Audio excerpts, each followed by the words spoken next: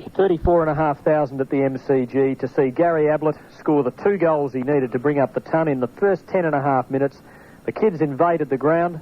The police had a big task getting them off. Eventually they did, and play restarted about 3 minutes later. Ablett went on and kicked 10. His team won by 94 points, and we spoke to the champ after the game, and he agreed it was a pretty good day.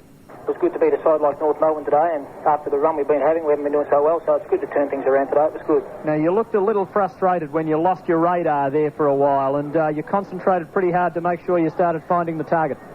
Yeah, it's always hard when you miss a couple because, you can't afford to go negative, so it's good just to bang a couple through and get your confidence back. Gary, the boys were finding your chest today. I've noticed this year, and I was talking to Blighty about you, you're not flying above the packs like you used to. You're using your body this year a fair bit. Yeah, well, I suppose that has happened over the last year or so, Packers. I suppose it's just happened, really. I haven't really been really focusing on that at all, but I suppose as the years, as I probably, as time's gone on, I've probably concentrated a little bit more on keeping my feet.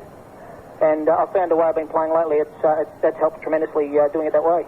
Gary, you really do save something for this ground, though, don't you? The MCG, you just... I know that Cardinia Park's your home ground, but, boy, haven't you turned on some rippers at this ground? Yeah, it's been good. And, obviously it's great for the team today, and, we're just happy to come out with a win, and hopefully we can chalk a couple more up. Now, what about Mickey Martin? He just seems to be talking a bit out there, Gary, or is he talking to the umpire? Because I tell you what, he does get very excited, Mick. Yeah, no, Mick's all right. He's obviously got a job to do out there, and I appreciate that.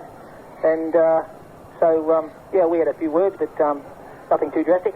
He gets a bit like Crackers and pulls faces at times. It's not distracting, Gary? No, I just try to keep my eye on the ball. Gary, the return of Barry Stoneham today, too, was just magnificent, wasn't it? To see the big fella back, and also back at centre-half forward, and playing with that flair and the ability that we know he can. It must have been a treat for him to be playing, up the field from you. Oh, yes, certainly. It's always a tremendous bonus to have Barry at centre-half forward. He's a real focal point for us, and, he's probably one of the best centre-half forwards in the league, if not the best. He's a great player, and I really do appreciate having him there. Gary, they were cutting you off early at the start. They were trying to get a man in front of you to cut your lead off, but you just kept on working. Do you find it's frustrating, especially when they start to gang up and you have 2 or 3 to beat and the big bloke dropping down on you? Does that concern you? Oh, well, I guess, I guess it's a concern early, but I guess, that's all part of the game, and you just have to find ways around it. So, so it turned out okay today. You got 4 in the last quarter, Gary, and you were lobbing them into the Geelong stronghold there at the Punt Road end. A lot of them came along to see the big day, and do you feel a sense of responsibility towards those fans who obviously enjoy your achievements so much? Oh, well, I guess, it's, footy wouldn't be the same without the followers.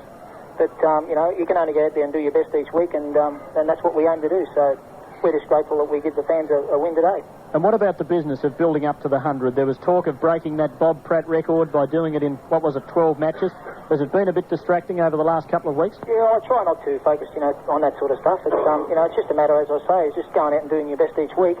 And, it's just, it's great. Obviously, the main thing is that, the team has a win and just going out and doing your best. So I try not to focus on those sort of things too much.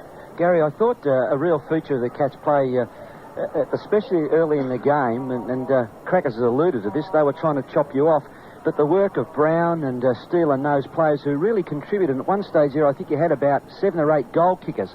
You really sped it around, but at no time did they really come in and infringe on you. It really was just a perfect setup today by the Cats. Yeah, well, it's been obviously a great disciplined effort, and a lot of that stuff by other forwards can go unnoticed, and it's certainly great the way we've been working things, and also the guys up the ground, just a lot of that goes unnoticed too. That just to work on the on-ballers, and even the backs like Keenan and McGrath and blokes like that, just inspiring stuff. The century maker, Gary Ablett, about 50 minutes ago, kicked 10 today. He has 108 for the season. He leads in the race for the John Coleman medal, ahead of Tony Modra, having a weekend off. He's on 98.